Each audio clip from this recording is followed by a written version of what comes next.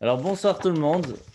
Ce soir, nous allons parler de notre paracha de cette semaine, parachat Kitissa, mais qui est aussi surtout parachat Para, la paracha de la vache rousse. Et ce soir, nous sommes donc le jeudi soir, comme d'habitude, nous avons l'habitude d'apprendre la Haftara. Donc, comme nous avons l'habitude de parler de la Haftara, en quelques mots, la Haftara de parachat Kitissa, que l'on ne va pas lire Shabbat, mais qui est important à connaître, c'est l'histoire d'Eliyahu Hanavi qui va montrer au peuple juif comment est-ce que si on teste Dieu, si on essaye de le tester, on se rend compte directement que on n'a aucun souci à se faire parce que Hachem va montrer qu'il est présent, quoi qu'il se passe. Et comment est-ce qu'il va faire ça? Tout simplement. Lorsqu'il va se retrouver sur la montagne et que le peuple juif sera d'un côté et qu'il va y avoir ceux qui pensaient que c'était l'idole de Baal qu'il fallait servir, d'autres qui pensaient que c'était Hachem, d'autres qui étaient dans le doute. Et tous les serviteurs de Baal, leurs prêtres, vont venir pour essayer d'amener un sacrifice. Et ils vont tourner autour et tourner, tourner, attendre qu'il y ait un feu du ciel qui vienne et qui brûle et qui accepte leur sacrifice. Mais la personne qui était cachée juste en dessous de l'autel va être mordue par un serpent. Et donc, ils vont tourner autour pendant des heures et rien ne va servir. Et lorsque Eliyahu va prier, va demander à Hachem, s'il te plaît, montre à tout le monde ta présence, alors que ce n'est pas ici le Beth Amikdash quand même. Fais descendre le feu du ciel et accepte ce sacrifice devant tout le monde. Il va bien montrer à tout le monde que c'est Hachem qui gère le monde et que c'est à lui qu'il faut servir, et pas des idoles. Et on parle de cette Haftara dans notre parachat Kitissa. Pourquoi? Parce que dans la parachat Kitissa, nous parlons que le peuple juif va faire le veau d'or. Et donc, c'est très lié. Mais aujourd'hui, nous allons parler de la Haftara de Parashat Para, la Haftara de la vache rousse. À la fin de la Paracha cette semaine, nous allons sortir un deuxième Sefer Torah.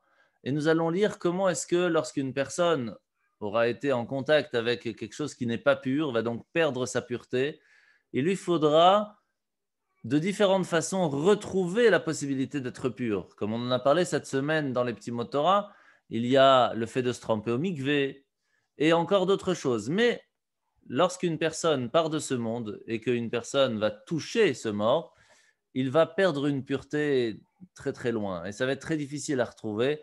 Et c'est grâce aux cendres de la vache rousse que nous allons pouvoir retrouver une pureté totale. De quoi nous parle la Haftara en fin de compte?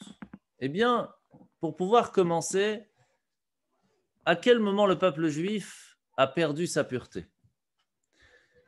Je parle ici de façon très générale. Eh bien, c'est au moment où nous n'avons plus eu la possibilité d'être purs. Au moment où le Beth Amikdash, le temple, a été détruit. Au moment où nous avons été exilés. Alors, la première question qui va se poser, c'est ce que la Haftara va commencer, c'est les Bnei Israël, le peuple juif, va être exilé de leur pays. Hachem va annoncer au Navi, au prophète Yecheskel, avec beaucoup de promesses et d'encouragements, mais il va commencer par le dire au prophète, sache que le peuple juif habitait dans leur pays, dans le pays d'Israël, mais ils l'ont souillé. Il faut savoir que la terre d'Israël nous a été donnée avec une condition. Si vous regardez dans le livre de Vaïkra, chapitre 18, verset 25, c'est marqué que la condition pour pouvoir mériter d'habiter en terre d'Israël en paix, eh bien, c'est à la condition que l'on respecte la Torah et les mitzvot. Et sinon, malheureusement, la terre va vomir le peuple juif. Et ils vont donc être exilés. Et c'est pour cela que, quand on regarde le texte exact, Hachem va dire au prophète, sache qu'ils étaient installés en terre d'Israël, ils étaient trop bien installés, ils se sentaient entièrement en sécurité, ils pensaient que c'était eux qui géraient le pays, que c'est eux, leur armée, qui leur permettait de vivre tranquillement, au point qu'ils pouvaient penser qu'ils étaient tellement bien installés qu'ils pouvaient même à un certain moment oublier la Torah et penser à faire leur propre loi. Ça ne nous rappelle rien, hein. Mais c'est comme ça qu'ils pensaient à ce moment-là. Qu'est-ce qui va se passer malheureusement? Hachem va dire au peuple juif, sachez que chaque fois que vous faites quelque chose qui est contraire à ma volonté, vous souillez votre âme. Vous enlevez la pureté de votre âme. À un certain moment, si la souillure est trop large est trop lourde, le peuple juif peut être considéré comme nida, comme une femme qui a ses règles. Et à ce moment-là, elle est séparée de son mari. De la même façon, le peuple juif, à un certain moment, si la souillure est trop grande, si la façon de se comporter est trop contraire à la volonté de Dieu, et on va apprendre de quoi on parle précisément, eh bien la Torah nous met en garde et nous dit « Ne devenez pas impurs ». Et je dis le mot tout simplement parce que c'est ce qui nous dit clairement en transgressant les lois de la Torah, parce que chaque faute laisse une souillure sur l'âme juive. Et malheureusement, cela amène à ce que Dieu se doit de se séparer du peuple juif. Quelle est plus précisément la chose dont il faut faire attention? Eh bien, c'est les aliments qui sont interdits à la consommation. Pourquoi? Eh bien, écoutez bien. Juste après la destruction du temple, Nabuchodonosor va capturer avec lui quelques jeunes gens parmi les plus éminents de Jérusalem. Et bien sûr, on parle ici de jeunes gens juifs. Il va les amener dans son palais pour en faire des sages, en faire des ministres, en faire des gens qui vont l'aider dans son palais et dans le gouvernement du pays. Pendant 3 ans, il va demander à ce qu'on leur sert les meilleurs plats, les plats royaux, et une période d'entraînement à apprendre la politique, à savoir comment fonctionne le pays, comment est-ce qu'on gouverne, ce que l'on doit savoir ou ne pas savoir. Et qu'est-ce qui va se passer? Eh bien, écoutez bien. Il y a une personne, un des captifs, qui s'appelle Daniel, qui va refuser, il était jeune, hein, catégoriquement, de manger de la nourriture non cachère et de boire du vin non cachère. Il ne voulait pas se souiller avec cette nourriture. 3 autres de ses amis, Hanania, Mishaël et Azaria, vont décider de faire la même chose que lui. Sauf que, alors qu'ils étaient prêts à mourir plutôt que de violer l'interdit de la Torah de manger non cachère, chaque jour ils recitaient le schéma Israël en se disant à ce moment-là, je suis prêt à prendre sur moi le fait de perdre ma vie, mais chas v'shalom de manger quelque chose non cachère. À un certain moment, ils étaient tellement faibles, parce qu'ils ne mangeaient quasiment rien, qu'ils ont demandé poliment à l'officier du roi en lui disant, s'il vous plaît, donnez-nous des haricots, des légumes, quelques fruits, donnez-nous de l'eau, mais pas du vin, sinon on va mourir. Le problème, c'est que l'officier qui s'occupait d'eux était aussi embêté parce qu'il avait l'obligation de faire attention à ces jeunes gens. Et s'ils n'étaient pas en bonne santé, ça allait retomber sur lui. Alors il va leur dire, écoutez, on va faire un test. Pendant une semaine, je vais vous donner haricots, légumes, fruits et eau.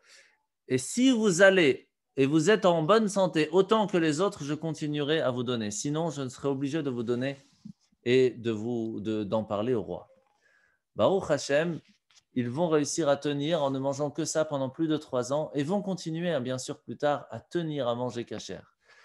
Et ils vont être plus tard sauvés, bien sûr, comme vous connaissez l'histoire du prophète Daniel, qui va être sauvé de la fosse au lion plus tard, et bien sûr de Hanania, Mishaël et Azaria qui vont être sauvés de la fournaise. Donc on voit comment est-ce que le fait de faire attention de manger cachère est extrêmement important, au point qu'ils ont été prêts à donner leur vie pour ça. Maintenant, il faut savoir que l'analogie qui est faite en disant que lorsqu'on ne mange pas cachère à un certain moment, il n'y a pas que ça, mais c'est une des choses, ça va souiller notre âme, eh bien ça ressemble beaucoup à Nida, au fait que la femme a ses règles et qu'elle est séparée de son mari. Ils ne sont pas divorcés, ils sont séparés pour un moment temporaire. Et mieux que ça, le fait qu'à ce moment-là, ils sont séparés physiquement leur permet de se retrouver différemment par la discussion, par le partage, sans obligatoirement les rapports physiques. Ce qui fait que de la même façon, lorsque le peuple juif est exilé, il a un rapport avec le peuple, avec Akadosh Baruch Hu, avec Dieu, qui est totalement différent que lorsque l'on se trouve en Israël, et encore mieux lorsque le temple est présent. Et donc, on a la chance de pouvoir nous retrouver d'une certaine façon, grâce à l'exil, un lien différent avec Akadosh Baruch Hu. Et il faut en profiter. Mais maintenant, la question, elle est bien sûr, ce que nous, on voudrait, c'est pouvoir retrouver le Beth Amikdash, de pouvoir se retrouver avec Hachem, d'avoir un lien beaucoup plus grand, plus fort avec lui. Et qu'est-ce qui va faire que malheureusement, nous allons perdre cette chance? Ce n'est pas seulement le fait de manger pas cachère, c'est le fait que le comportement était catastrophique. Il n'y avait plus aucune règle. Les lois de la Torah étaient complètement bafouées. Et on raconte l'histoire qui va faire pencher la balance. Un homme était apprenti chez un menuisier et il a commencé à avoir une attirance envers la femme de son maître, de son patron plutôt. Et il va aller voir son patron, il va dire, je vais te prêter une somme d'argent et te le faire passer par ta femme, il n'y a pas de problème. Et à ce moment-là, la femme va arriver chez l'employé de son mari. Lui, pendant 3 jours, il va la séquestrer. Le 4e jour, le menuisier arrive et lui dit, où elle est ma femme? Il dit, je ne sais pas. Elle est venue chez moi, puis elle est repartie.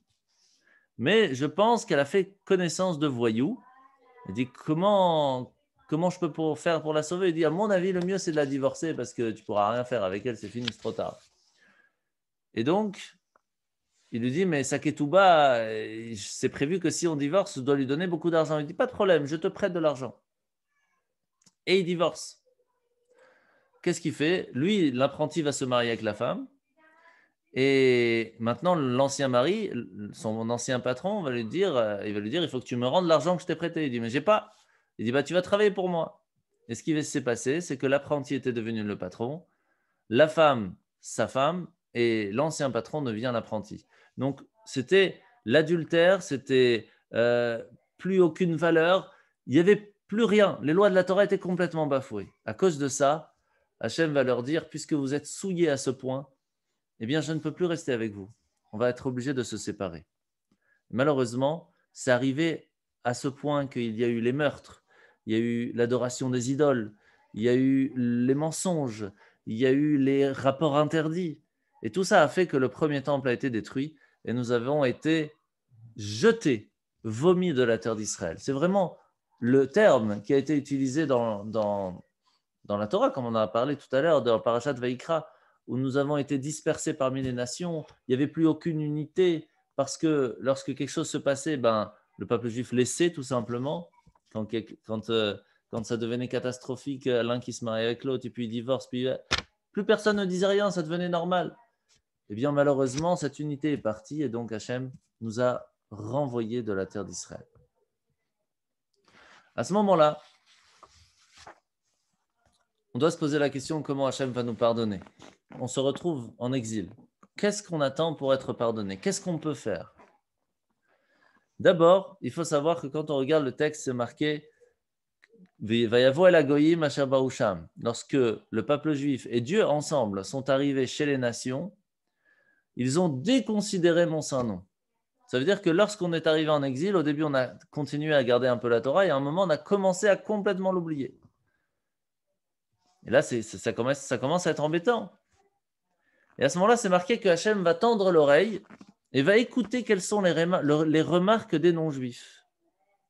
Et quelles sont les remarques des non-juifs? C'est on a l'impression que le Dieu des Juifs a vraiment bien vieilli parce que autant au moment de Pharaon, il était très fort, autant au moment de Sisra, de Sanveriv et d'autres anciens dirigeants, il était très fort. Maintenant, ça y est, il est faible. Il n'a pas réussi à empêcher son peuple d'être chassé de leur pays. Pourquoi on a besoin qu'Hachem écoute les remarques des non-juifs? Tout simplement parce que lorsqu'il entend ça, il va à la Cour suprême, qui se trouve dans le ciel avec lui, et il leur dit, regardez ce que pensent les non-juifs, que je n'ai pas réussi à les sauver, à les protéger, que moi, je suis faible, alors qu'en fait, toute la raison pourquoi est-ce qu'ils sont en exil, c'est parce qu'ils ont fauté. Il va me falloir être obligé de les ramener en Israël pour montrer que c'est toujours bien moi qui gère le monde et que c'est bien le peuple que j'ai choisi. Et que la seule raison pourquoi ils sont en exil, c'est pour qu'ils réfléchissent à leurs actes et qu'ils fassent teshuva. Et c'est comme ça qu'il va nous ramener en Israël, mais pas totalement, seulement en partie. Qu'on peut encore une fois avoir le même test.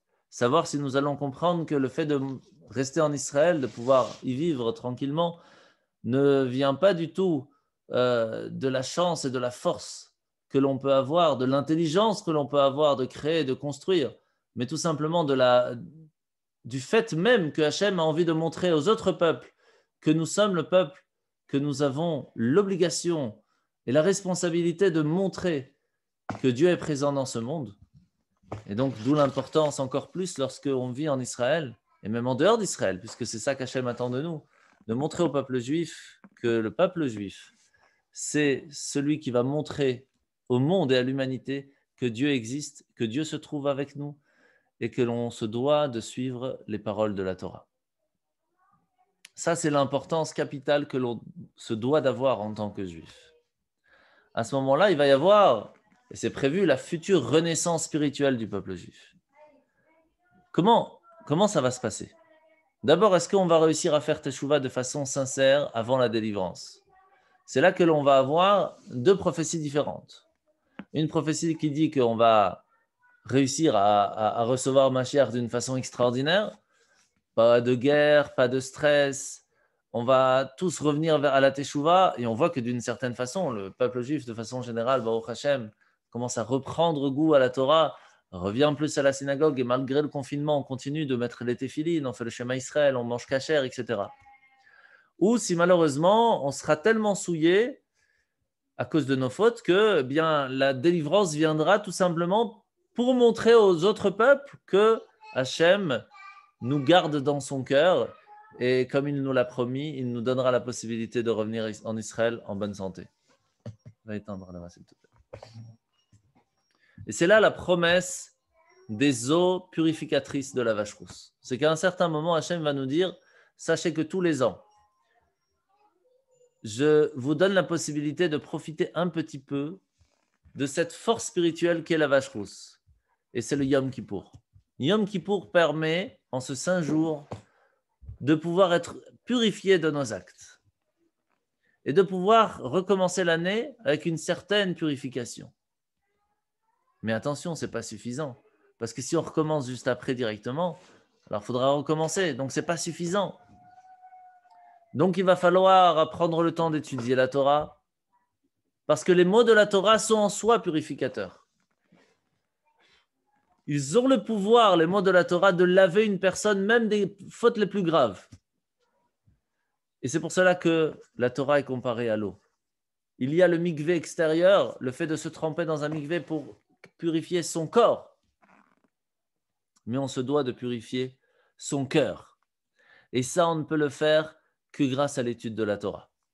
À partir de là, dans la prophétie, Hachem dit au prophète, transmets le message qu'à un certain moment, je vous donnerai Lev Chadash, un nouveau cœur, et je vous inspirerai avec un esprit nouveau, Ruach Chadasha.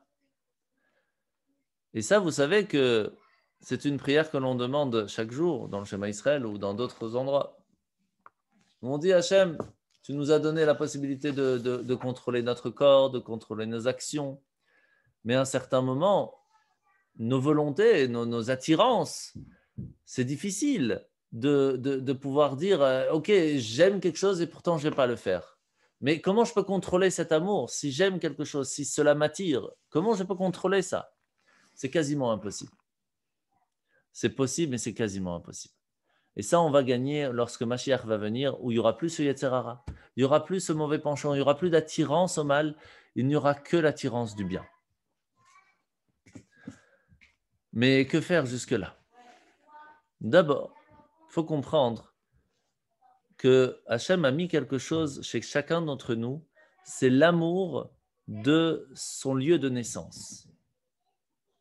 Quel que soit son lieu de naissance, on a toujours une attirance pour cette ville. Qu'elle soit bien ou pas, c'est un cadeau qu'Hachem nous a fait. Et alors, on le voit même dans le Talmud, parce que Resh Lakish, par exemple, qui étudiait la Torah un jour dans les rues de Tibériade, il voit une conversation entre deux personnes, et il dit « Ah là là, je vais partir de cet endroit parce qu'il fait trop chaud ici à Tibériade. » On lui dit « Mais vous venez d'où ?» Il vient de Maga. Il dit mais à Maga aussi, c'est désagréable là-bas. C'est pas mieux de vivre à Tibériade? Il dit « Oui, c'est vrai, mais chez moi, Maga, c'est chez moi. Et donc, je préfère encore vivre là-bas. Et la même chose une fois avec Ravasi qui a posé la même question. Et donc, qu'est-ce qui nous manque en fait là-bas? C'est pas spécialement logique. C'est notre lieu de naissance. Et c'est quelque chose qui sera toujours chez la personne.